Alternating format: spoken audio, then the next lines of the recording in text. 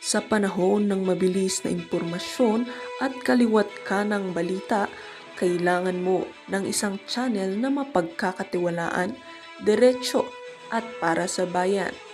Ito ang Balitang Pambansa, ang iyong bagong tahanan ng mainit na issue, tunay na impormasyon at mga balitang hindi mo dapat palampasin. Mula sa mga trending na kaganapan sa social media hanggang sa mga seryosong isyong pambansa. Bantay kami sa bawat sulok ng bansa para sa iyo. Hindi lang basta chismis, kundi validated news, mga impormasyon na may batayan at mga kwento ng tunay na buhay Pilipino. At kung gusto mong laging nauuna sa kaalaman, huwag kalimutang mag-like, mag-share at higit sa lahat, mag-subscribe. Dahil sa Balitang Pambansa, balita mo, boses mo, bayan natin ito.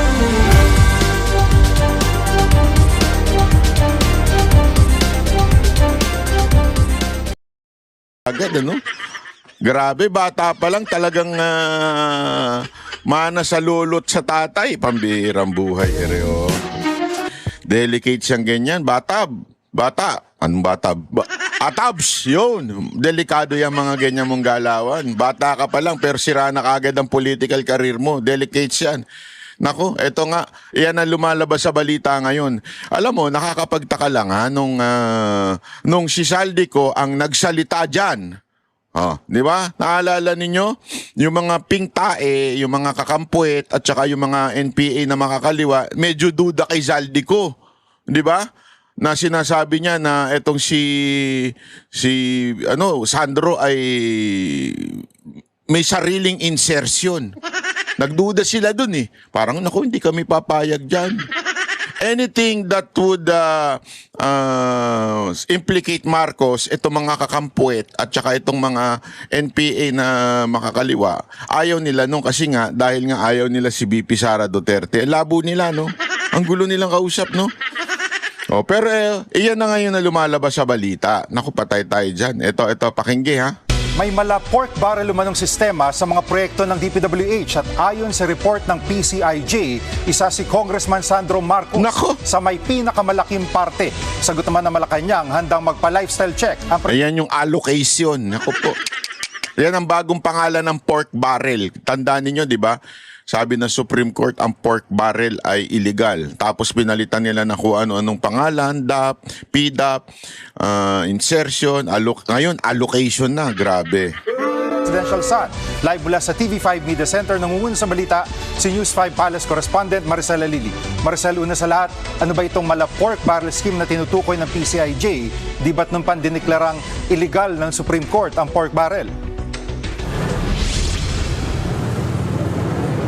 Yun nga, Jiggy, gaya nga ng sinabi mo, base doon sa PCIJ report, tinagurian nila na pork barrel king itong si Representative Sandro Marcos. Ang sinasabi kasi nila, pinakamalaking bulto doon sa allocable funds ng DPWH yung napunta sa kanya. Halos 16 billion pesos daw yung nauwi sa kanyang distrito. Hiningan natin ng reaksyon ng Malacanang tungkol dito, pero malinaw ang sinabi ni Palace Press Officer Undersecretary Claire Castro na hindi siya pwedeng magsalita on behalf of the Presidential Son. Pero ang malinaw dito, wala naman daw exempted pagdating doon sa usapin ng lifestyle check. So ang sabi ni Jose Castro, kung kinakailangan na isailalim sa lifestyle check si Representative Sandro at ang kanyang pamilya, pwede raw itong mangyari dahil hindi nga nagbibigay ng exemption si Pangulong Bongbong Marcos. Nauna na rin naman daw na binanggit ni Representative Ready sa lifestyle check. Pero hindi ready sa hair follicle test. Alam niyo kung bakit? Hindi, para lamang po sa kaalaman ninyo. Kasi yung lifestyle check, madali naman itago ang pera eh. Madaling itago ang kayamanan, madaling susanay na sila dyan eh. Nakalaala ninyo? Alam na nila, kasabi nga nila, yung mga nagloko daw na mga kalalakihan, kung dati nahuli nyo yung mga boyfriend ninyo, tapos biglang nagbago ko, no?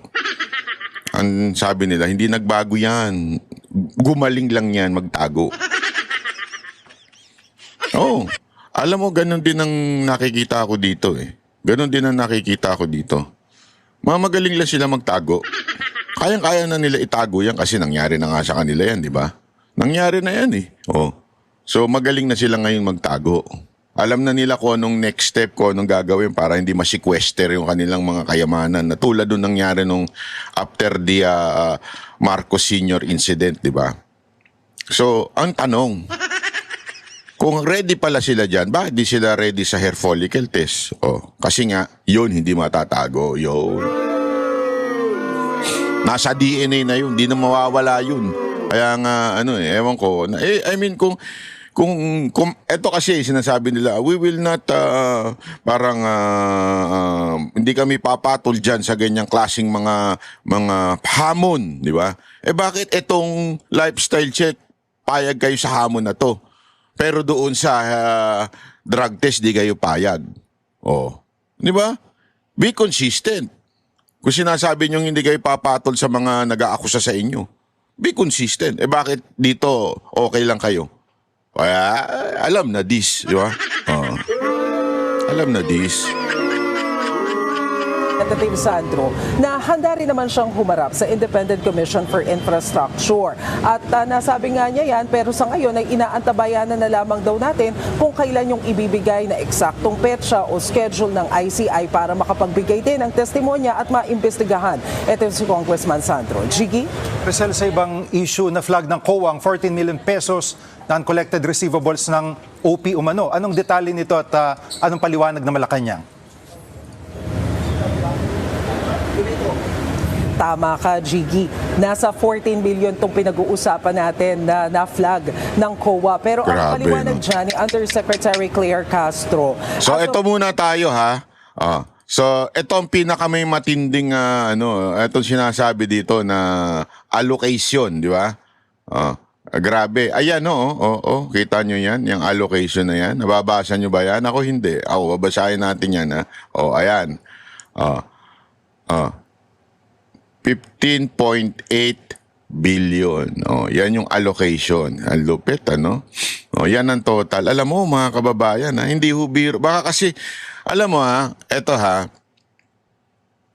marami sa ating mga kababayan, hindi na ho nila malubos maisip kung gaano kalaki yung billion. Sabi nga nila, yung mga nakaraan, naalala nyo yung kila Napoles, magkano lang yung pinag-uusapan doon, nalalaglag na tayo sa upuan noong time na yun. How much more yung ngayon? Times 5, times 10 ang ninanakaw. At ito, mga individual pa lang po ito, hindi pa totality ito, ha? Hindi pa total.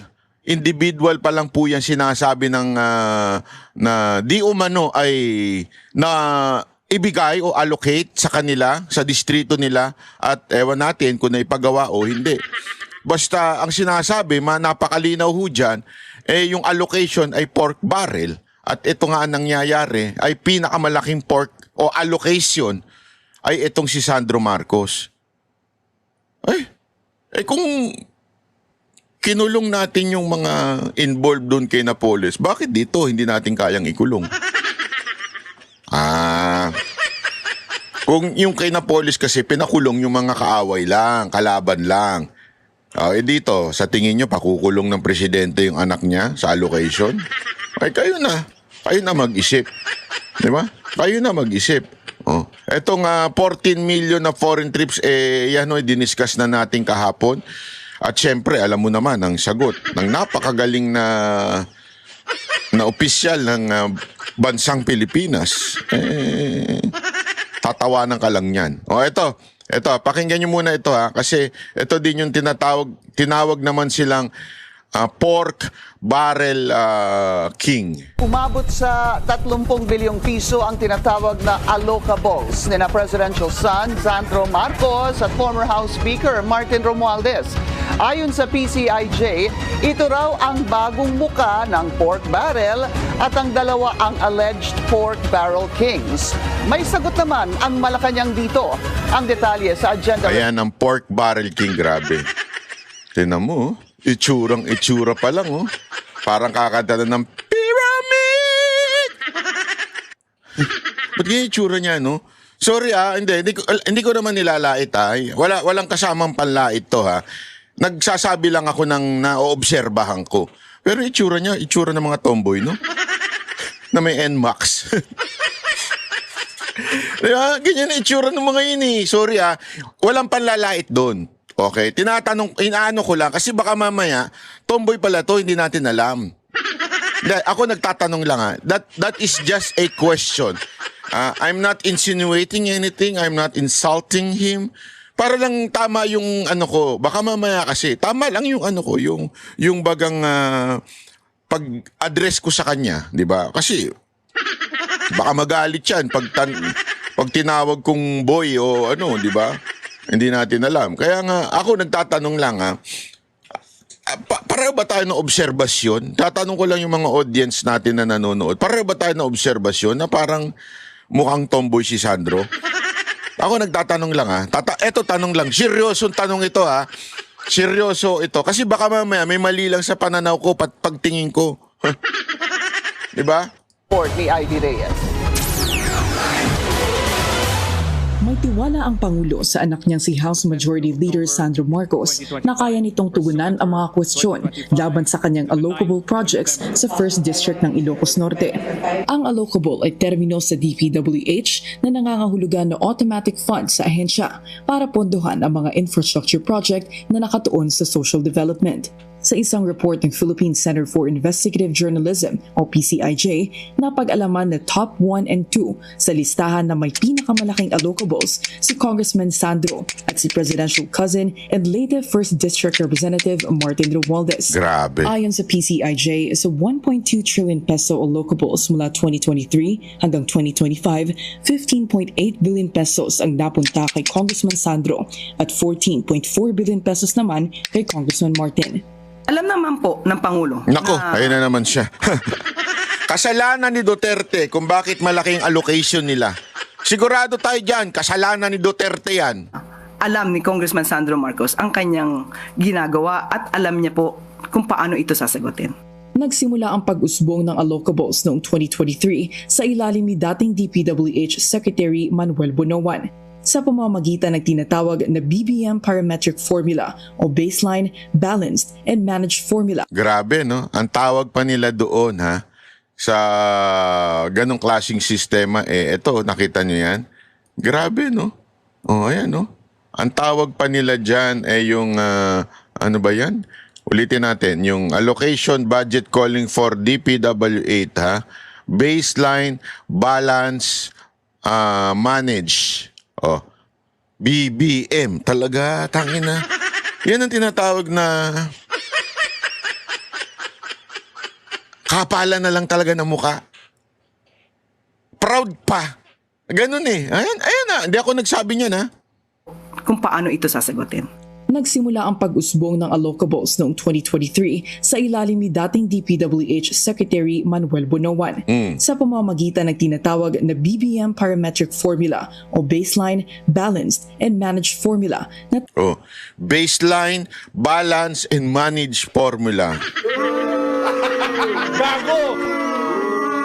So, yung allocation o yung pork barrel na tinatawag ay tinawag nilang BBM. Putang ina. Sorry sorry. Ayoko na magmura pero ito yung tinatawag na habang gumagawa ka ng kasalanan, proud ka pa. Habang alam mong may nangyayaring hindi tama. Dahil sabi na Supreme Court, bawal ang pork barrel Alam mo nang mali, pero proud ka pa. Saan ka pa? Only in the Philippines. Sa ibang bansa, kinahihiya na pagka konting pagnanakaw lang Alam nyo ba ito Mga kababayan, makinig kayong mabuti. Ito, napanood ko talaga ito. Ito ay isa sa mga findings sa Japan. Okay? Sabi doon, bakit hindi nawawala yung mga cellphone pag ipapato? Kasi ganun doon Gusto mo i-reserve yung seat mo? Halimbawa, papasok ka sa Starbucks at gusto mo i-reserve yung seat mo, iwan mo cellphone mo. Walang pipitik yan unless nandyan ang mga Pilipinong opisyal ng gobyerno. Pero pag walang pipitik niyan. Kasi iyang cellphone mo is a sign of preserving that seat para pag bumili ka, hindi ka nakatayo, hindi ka nakakaistorbo. So, uupo ka ngayon. Ganon. Sa mga tanong ko nga sa mga Japanese friends ko, mga sacho natin dyan, sabi ko, bakit hindi pinipitik yan? Bakit, tapos sa taxi, pag may sukli, talagang kahit 100 yen, isosoli sa'yo yan. Diba? Kahit ganyan lang, isosoli sa'yo yan. At kahit sasabihin mo, no thanks, tatanggi yan. Diba? Bakit? Kasi sa kanila daw ang prinsipyo, kailangan deserving ka. You deserve that kind of, hindi ka para bagang, hindi, kinakuha ko to out of not working for it, parang ganun. O hindi mo diniserve. Doon sa kanila, ganun sila Pag hindi deserve, hindi nila kukunin kasi kahihiyan yun. Di ba? Parang hindi sa kanila honorable yung ganun. Sa atin, hindi mo na nga deserve. Pag nanakaw na nga, inilalagay mo pa pangalan mo. Di ba? O ito, pangalanan nyo na yung BBM. Ha? Pangalanan nyo na yung balance. Ayan o. Ang linaw o. Baseline, balance, manage. Pinilit talaga ang BBM. Walang kwenta eh. Ayan walang kwenta yung pangalan na baseline, balance, manage. Anong klaseng yan? I mean, halimbawa, di ba, BPI, Bank of the Philippine Island, talagang bagay, BDO, Banco de Oro, di ba? Alam mo yon, yung talagang tama. Dito, parang nakaisip lang. Basta, ipilit natin BBM. Balance, anik-anik, at saka baseline, balance, management. Bahala na si Batman kung anong susunod na mga words dyan. Basta lang maipilit natin. Ganun sila ka-proud sa katarantaduhan nila. Only in the Philippines. Hangin si former DPWH Undersecretary Catalina Cabral lang daw ang nakakaintindi, ipinapasok ang mga allocable sa National Expenditure Program o President's Budget. Kung bakit nanunuot mula sa district. From the President's Budget yan, ha? Ladies and gentlemen, 30 billion ang allocable ni Sandro at ng pinsan niyang si Martin Romualdez. Allocable, BBM. Sa kanila yan. Ibig sabihin, naka-allocate sa kanilang distrito yan. Ganyang kalaki. Saan galing? Saan galing? Sa Senado ba? Hindi. Saan galing? Sa Office of the President mismo. Tapos sasabihin nilang, walang kinalaman si Marcos. Gago! Ang linaw pa sa mas malinaw, ayo. ICI. Malinaw pa sa mas malinaw yan.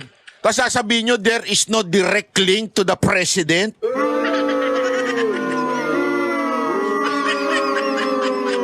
At the same time, walang direct link din kay Romualdez kaya hindi pa nakakasuhan. Gago! Ano ba? Bobo ba kayo dyan sa ICI o talagang bobo lang kayo? Ayan na Engineer, hanggang sa pinakamataas na pwesto sa DPWH ang issue sa allocable, nagmumula kasi ang BBM parametric formula sa mga district engineer. Sila ang magbibigay ng listahan sa mga kongresista ng allocable projects na sasapat sa ceiling fund per district. Mamimili ngayon ang kongresista kung ano-anong proyekto ang maisasama sa pinal na listahan ng kanyang allocable. Pagkatapos, nasa kamay na ni former Yusek Cabral ang bola kung magkano at anong projects ang i-endorse ng DPWH at ng Budget Department. Ayon yan kay dating DPWH Yusek Roberto Bernardo na hindi rin daw alam kung paano nangyayari ang computation ng allocable. Kapansin-pansin din sa PCIJ report ang analysis nito na sa kabila ng trillion peso allocables ng magkamag-anak na kongresista, wala ni isa sa allocable ng Duterte allied lawmakers na sina Congressman Paulo Duterte, Isidro Ungab, Pantaleon Alvarez at Kaimer Olaso ang napasa sa 2025 budget. Para sa agenda, Ivy Reyes, Billionaire Ulitin natin Channel. yung part na yun, ha? Ay, sorry. Ba't nawala?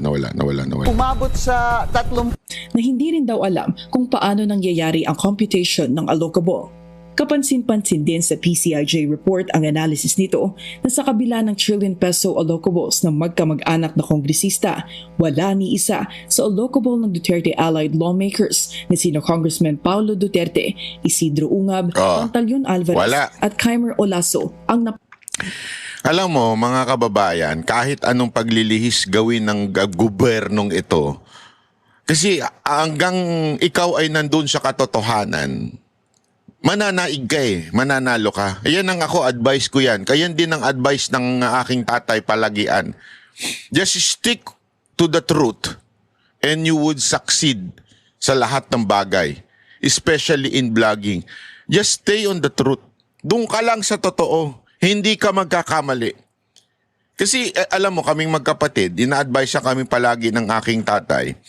At alam naman ng tatay namin na hindi kami kasindunong niya. Kasi abogado tatay ko, magaling talaga yan. Trial lawyer yan, corporate lawyer yan. Kabisado niya pasikot-sikot, kaliwa kanan. Isa lang ang advice niya sa amin. Kasi kami, pinilit niya kami nung mag-abogado. Ako naman si Banat Bay, ang hilig ko kumanta. Ang hilig ko magtambol. Alam mo yung tambol? Kaya ako nag-aral ng sa College of Music sa UP Diliman. Panis, Brad, panis. Diba? Musikero ko, musisan ako, Brad. Tapos si Utol, nag-Sanbeda, yun. Yan ang isa sa pinakamalupit na pag-aaral ng law. Nag-law rin naman siya, kaya lang, bandang 2 years to 3 years, nagloko-loko na. Ayun, nagmahal, umibig, nagkaloko-loko, biro na. Binuking, ano? Huwag niyo sasabihin. Basta ganon, tumigil siya.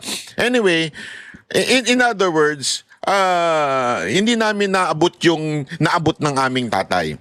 Di ba? Pagdating sa talino, pagdating sa accomplishment sa school.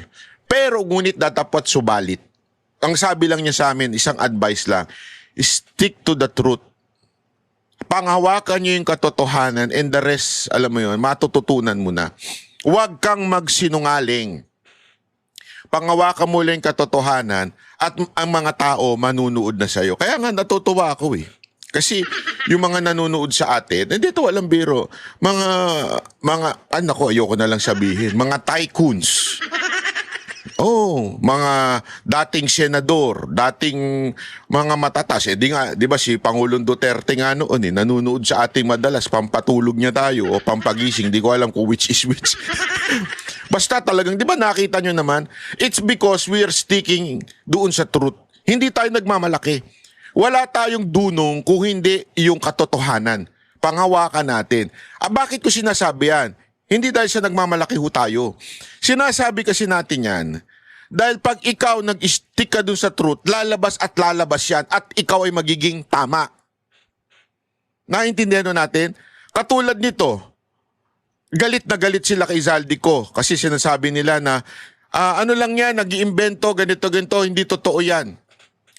Sabi ko naman sa inyo, I know, si Zaldico merong mga kasinungalingan. Alam ko yun.